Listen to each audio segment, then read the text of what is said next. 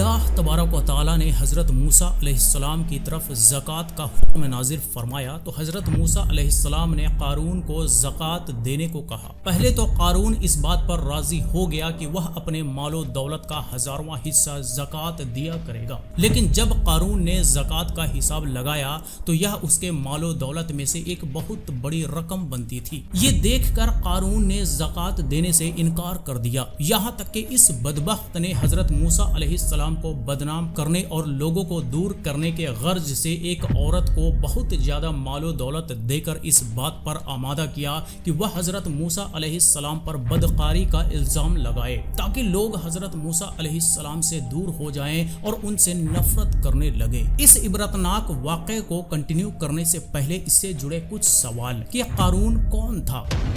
قارون کے پاس اتنا خزانہ کہاں سے آیا؟ قارون نے اللہ تبارک و تعالیٰ کا حکم ماننے سے انکار کیوں کیا؟ اور قارون کے کس گناہ پر اللہ تبارک و تعالیٰ نے اسے زمین کے اندر دھسا دیا؟ اس کا جواب اس ایپیسوڈ میں ملنے والا ہے۔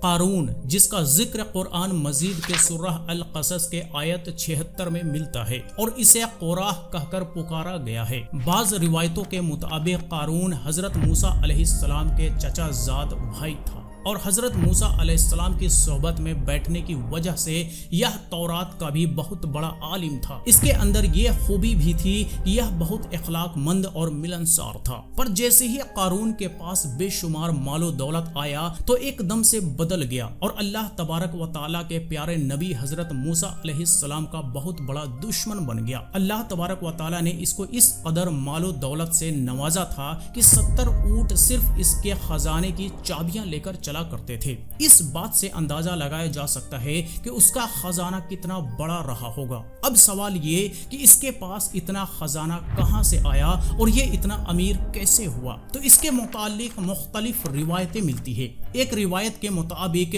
قارون حضرت موسیٰ علیہ السلام کے صحبت میں بیٹھا کرتا تھا اور وہاں سے اس نے علم کیمیائی حاصل کیا، جس کی مدد سے یہ لوہے اور مٹی کو سونا بنانے میں کامیاب ہو گیا اور اس طرح سونا بنا بنا کر دنیا کا امیر ترین شخص بن گیا۔ ایک دوسری روایت کے مطابق قارون لوگوں کو سود پر اپنا مال و دولت دیا کرتا تھا، جس کے بدلے میں یہ لوگوں سے 2 گنا وصول کیا کرتا تھا۔ اس طرح آہستہ آہستہ وقت یوں ہی گزرتا گیا اور یہ مصر کی تاریخ کا سب سے امیر شخص بن گیا۔ جب ادھر اللہ تبارک و تعالیٰ نے حضرت موسیٰ علیہ السلام کی طرف زکوٰۃ کا حکم نازل فرمایا تو حضرت موسیٰ علیہ السلام نے قارون کو زکوٰۃ دینے کے لیے کہا۔ پہلے تو قارون اس بات پر راضی ہو گیا کہ وہ اپنے مال و دولت کا 1000واں حصہ زکوٰۃ دیا کرے گا، لیکن جب قارون نے زکوٰۃ کا حساب لگایا تو یہ اس کے مال و دولت میں سے ایک بہت بڑی رقم بنتی تھی۔ یہ دیکھ کر قارون پر ایک دم سے لالچ کا بھوت سوار ہو گیا اور اس نے اللہ تبارک و تعالیٰ کا حکم ماننے سے انکار کر دیا، مطلب زکوٰۃ دینے سے منع کر دیا۔ اور نہ صرف خود اس نے زکوٰۃ دینے سے انکار کیا بلکہ بنی اسرائیل کے لوگوں کو بھی بہکانے لگا اور حضرت موسیٰ علیہ السلام کے خلاف لوگوں کو بھڑکانے لگا۔ بنی اسرائیل کے لوگوں کو حضرت موسیٰ علیہ السلام کے خلاف بھڑکانے کے لیے یہ کہنے لگا کہ حضرت موسیٰ علیہ السلام زکوٰۃ کے نام پر تم لوگوں کا مال و دولت پر قبضہ کرنا و ہتھیانا چاہتا ہے۔ یہاں تک کہ اس بدبخت نے حضرت موسیٰ علیہ السلام کو بدنام کرنے اور لوگوں کو دور کرنے کے لیے ایک چال بھی چلی۔ اس نے ایک عورت کو بہت زیادہ مال و دولت دے کر اس بات پر آمادہ کیا کہ وہ حضرت موسیٰ علیہ السلام پر بدکاری کا الزام لگائے، تاکہ لوگ حضرت موسیٰ علیہ السلام سے دور ہو جائیں اور ان سے نفرت کرنے لگے۔ خیر، ایک دن ایسا ہوا کہ حضرت موسیٰ علیہ السلام ایک مقام پر کھڑے ہو کر خطاب فرما رہے تھے کہ اسی دوران قارون نے حضرت موسیٰ علیہ السلام کو ٹوکا اور کہنے لگا کہ آپ نے فلاں عورت سے بدکاری کی ہے۔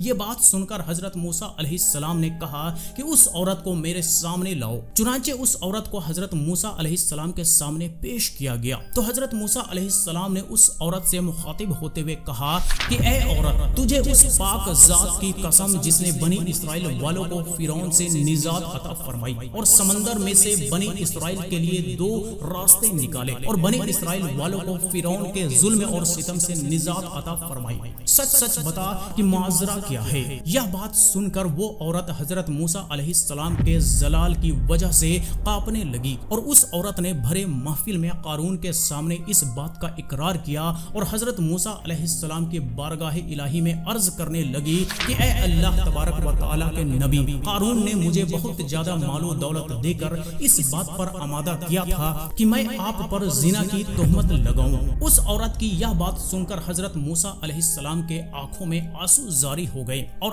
آپ صلی اللہ علیہ وسلم نے اللہ تبارک و تعالیٰ کی بارگاہ الہی میں سجدہ شکر ادا کیا اور حضرت موسیٰ علیہ السلام نے اللہ تبارک و تعالیٰ کی بارگاہ میں یہ دعا کی کہ یا رب العالمین، قارون پر اپنا قہر و غضب نازل فرما۔ اس کے بعد حضرت موسیٰ علیہ السلام نے بھرے محفل میں یہ اعلان کیا کہ بنی اسرائیل میں سے جو کوئی بھی قارون سے ہمدردی رکھتا ہے وہ قارون کے ساتھ ہو جائے اور جو مجھ سے ہمدردی رکھتا ہے وہ میرے ساتھ ہو جائے۔ چنانچہ اس وقت 2 لوگوں کے علاوہ باقی تمام لوگ حضرت موسیٰ علیہ السلام کے ساتھ ہو گئے۔ صرف 2 لوگ ایسے تھے جو قارون کے ساتھ کھڑے رہے۔ اللہ تبارک و تعالیٰ کے طرف سے حکم ہوا کہ زمین کو ہم نے تمہارے تابع کر دیا، آپ اسے جو حکم دیں گے اس کی تعمیل کی جائے گی۔ لہٰذا حضرت موسیٰ علیہ السلام نے زمین کو حکم دیا کہ اے زمین، تو اس بدبخت کو پکڑ لے۔ تو زمین نے قارون کو گھٹنوں تک زمین کے اندر دھسا دیا۔ پھر حضرت موسیٰ علیہ السلام نے زمین کو دوبارہ یہی حکم دیا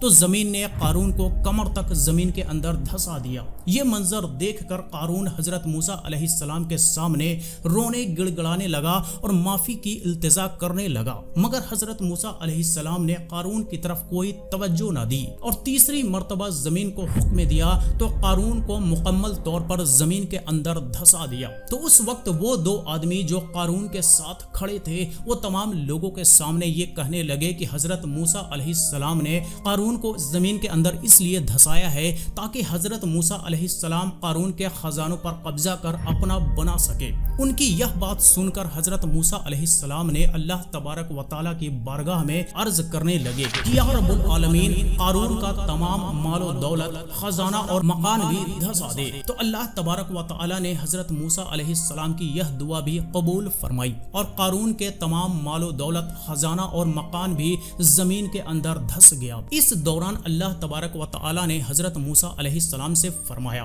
کہ اے موسیٰ، بہت مضبوط دل ہے آپ کا، وہ آپ سے منتیں کرتا رہا، معافی مانگتا رہا، مگر آپ کو ذرا بھی رحم نہ آیا۔ مجھے اپنے عزت و جلال کی قسم کہ اگر وہ ایک بار بھی وہ مجھ سے مدد کے لیے پکارتا تو میں اسے فوراً زمین سے نکال باہر کرتا۔ اس طرح قارون کا غرور، تکبر اور اس کا مال و دولت زمین کے اندر دھسا دیا گیا، یا کہیے تو دفن کر دیا۔ جیسا کہ اللہ تبارک و تعالی اس بات کی طرف اشارہ کرتے ہوئے قرآن پاک میں ارشاد فرماتے ہیں کہ اور جو لوگ بغل کرتے ہیں اس چیز میں جو انہیں اللہ تبارک و تعالی نے اپنے فضل سے دی، ہرگز وہ اسے اپنے لیے اچھا نہ سمجھے بلکہ وہ ان کے لیے برا ہے۔ ان قریب وہ جس میں بغل کیا کرتے تھے وہ قیامت کے دن ان کے غلے کا توقع ہوگا، اور اللہ ہی زمین اور آسمان کے خزانوں کا وارث ہے، اور اللہ تبارک و تعالی ہر بات سے خبردار ہے۔ اس طرح وہ قارون جس کو اللہ تبارک و تعالی نے ایمان کی نعمت اور بے شمار خزانوں سے نوازا تھا، لیکن وہ مال و دولت کے غرور اور تکبر میں آ کر اللہ